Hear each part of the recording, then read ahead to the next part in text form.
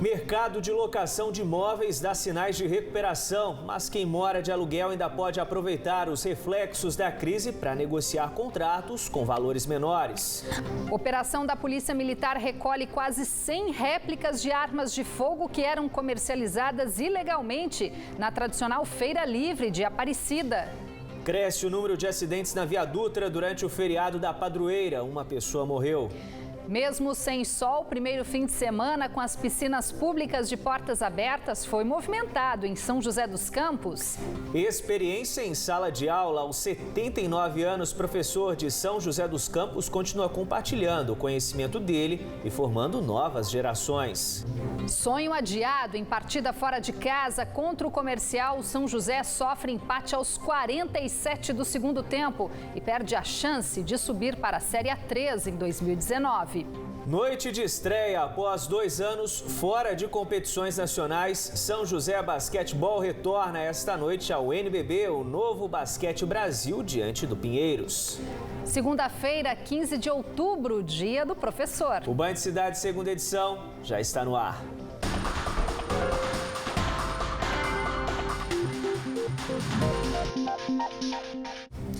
Boa noite para você. Olá, muito boa noite. A crise econômica adiou o sonho da casa própria para muitos brasileiros. Desemprego, alto custo dos imóveis e, ao mesmo tempo, dificuldades de acesso ao crédito são alguns dos fatores que tornam esse objetivo mais difícil de ser concretizado. E aí o jeito é encarar o aluguel. Mas por conta da crise, esse mercado ainda está desaquecido. E o resultado é a superoferta de imóveis para locação. Mas para quem está no aluguel, esse cenário pode ser um facilitador para uma boa renegociação com os proprietários. O final do ano se aproxima e nessa época aumenta a preocupação de quem mora de aluguel. A renovação dos contratos de locação geralmente resulta em reajuste dos preços, que são corrigidos com base no IGP, o Índice Geral de Preços, que neste ano está acumulado em 10%, bem mais que o Índice Oficial da Inflação, o IPCA, estimado em 4,52%. Por outro lado, o setor imobiliário ainda se recupera da crise econômica. Pode ser uma oportunidade de negociação mais flexível com os proprietários. O valor em si dos imóveis, houve uma pequena adequação, não digo uma regressão, é porque houve muita especulação nos anos anteriores, com base em eventos que aconteceram, né?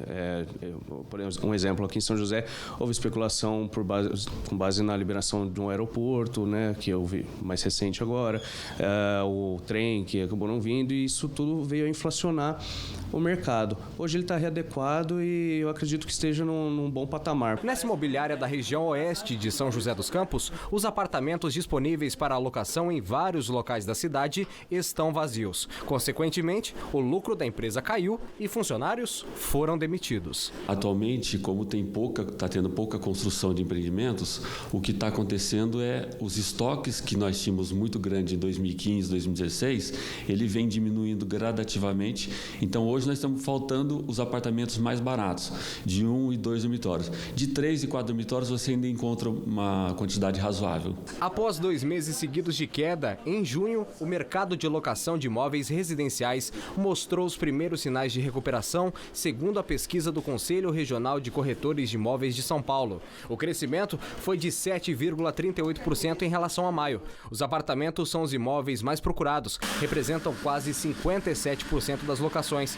E mais da metade dos imóveis alugados no estado tem custo médio de R$ 1.200 por mês. O estudo demonstrou ainda que os descontos dados pelos proprietários variaram de 12% a 8,69%.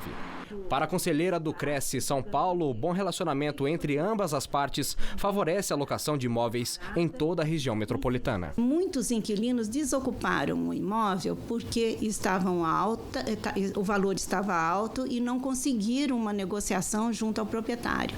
Agora, quando existe a função de intermediação do corretor de imóvel, o papel dele é conscientizar o proprietário que o valor está fora de mercado, então ele tem que se adequar atuar para que ele não tenha prejuízo. Fabiano mora com a mulher e a filha num apartamento de aproximadamente 50 metros quadrados na Vila Betânia, região central de São José dos Campos.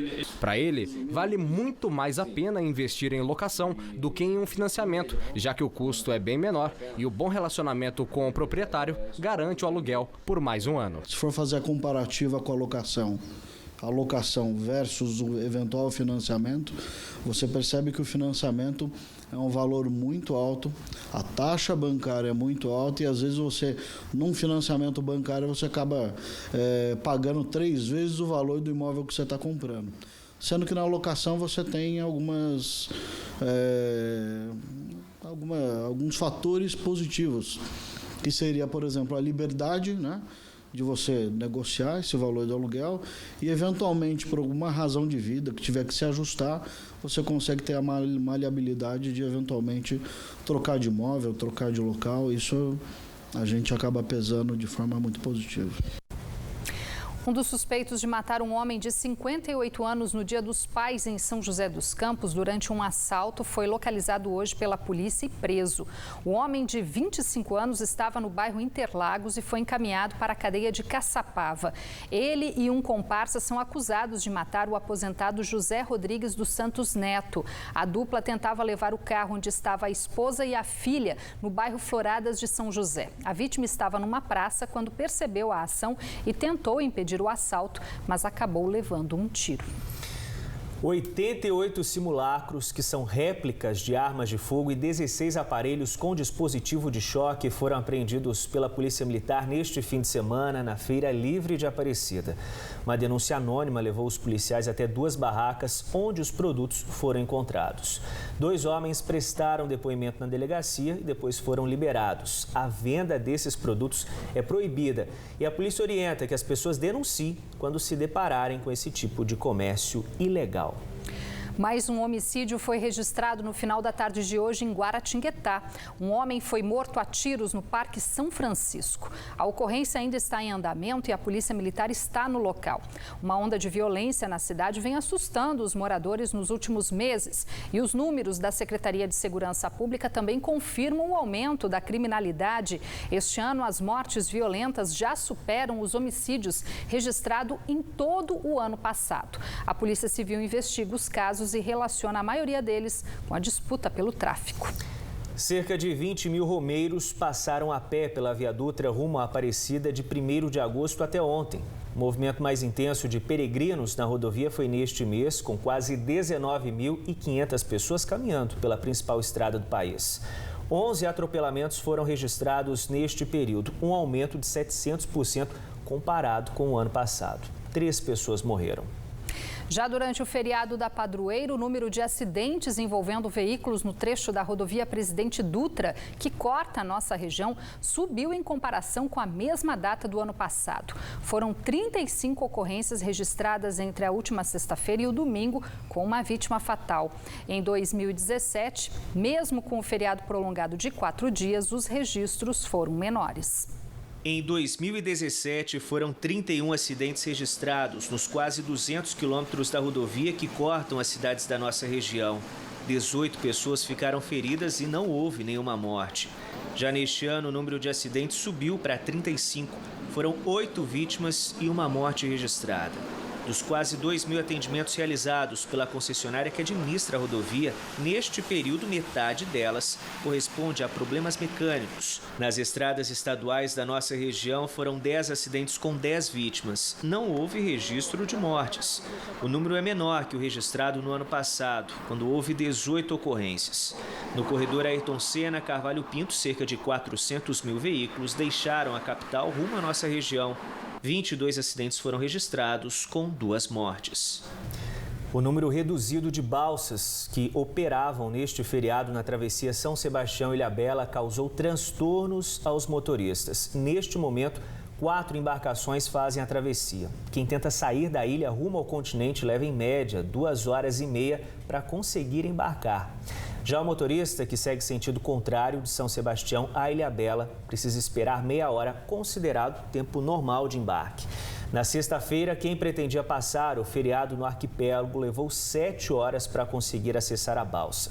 De acordo com o setor hoteleiro, a queda no movimento foi de 30%. O comércio também registrou redução de 40% nas vendas. Segundo a Dessa, mais 2 balsas devem entrar em operação ainda este mês. Situação bem complicada lá na travessia da balsa, né? Depois do intervalo, a Prefeitura de São José dos Campos abre piscinas públicas da cidade para a população. E ainda no Dia do Professor, a história de um homem que dedicou a vida inteira a ensinar. E aos 79 anos, ele ainda não deixou a sala de aula. Exemplo, né, Rose? Hora certa para você, 7 horas em ponto. A gente volta já já.